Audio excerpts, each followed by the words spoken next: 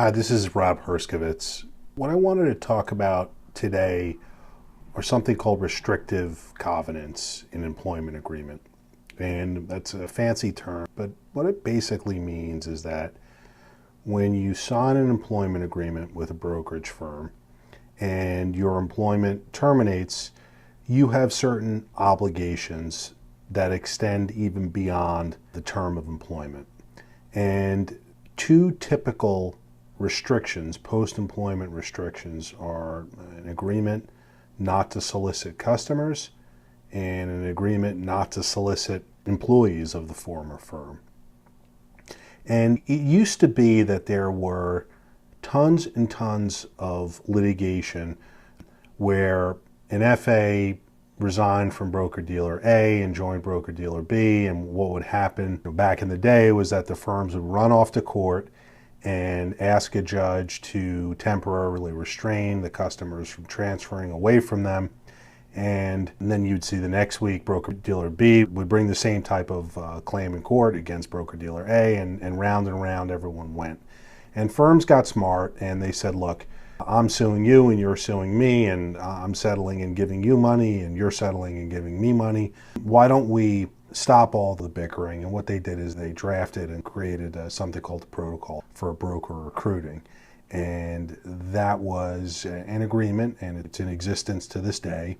And basically what that agreement says is that if I'm a signatory to this protocol and an FA of mine resigns in conformity with the protocol, meaning they resign in writing, they submit the resignation letter to a supervisor, and they provide a list of who their customers are and don't take any information with them that they're not entitled to the new firm. If they do all those things, then we're not going to run off to court and seek any form of a restraint. So people call me and they show me employment agreements that contain these post-employment restrictive covenants. Basically, will just say to me, look, Rob, is this something that I need to worry about? The answer, as it so often is from lawyers, is that it depends. So let's talk a little bit about what that depends on.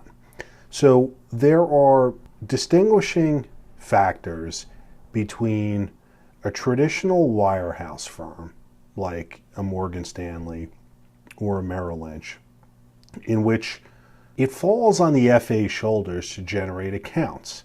And most arbitrators and most courts would say, look, the people that are doing business with that firm, really the relationship is with the FA. So the goodwill, etc., flows to the FA, and they are entitled to take those accounts with them to their new firm.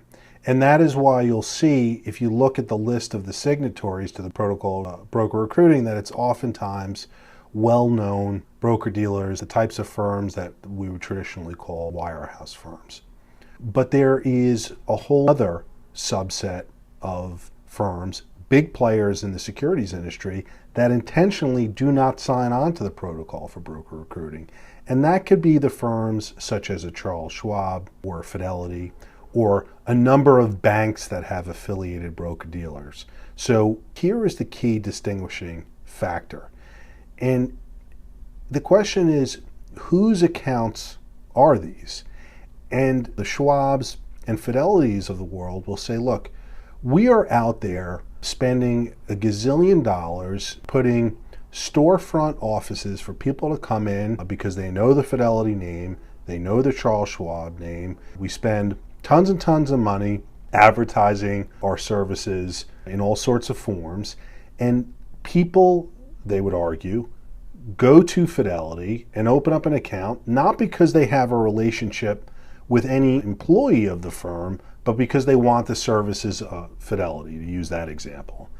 And they will oftentimes very, very aggressively pursue these restrictive covenants that they will have FAs sign, because their basic premise is that, look, we assigned accounts to you to service. And for that, oftentimes you were just paid a salary, not even a commission, the way it often works at wirehouse firms. And because of that, you are servicing our account, and when you leave, you take nothing.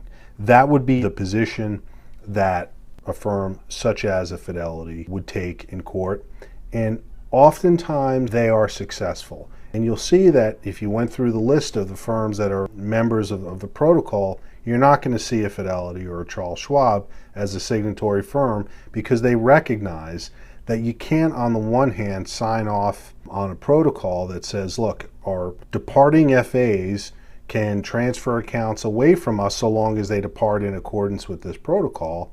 They can't sign that on the one hand, and then on the other hand go to a judge and say, look, this person has these following restrictions in his employment agreement, and they should be enforced. It'd be inconsistent positions to take. And because of that, there's a clear demarcation between firms that are signatories to the protocol and firms that are not.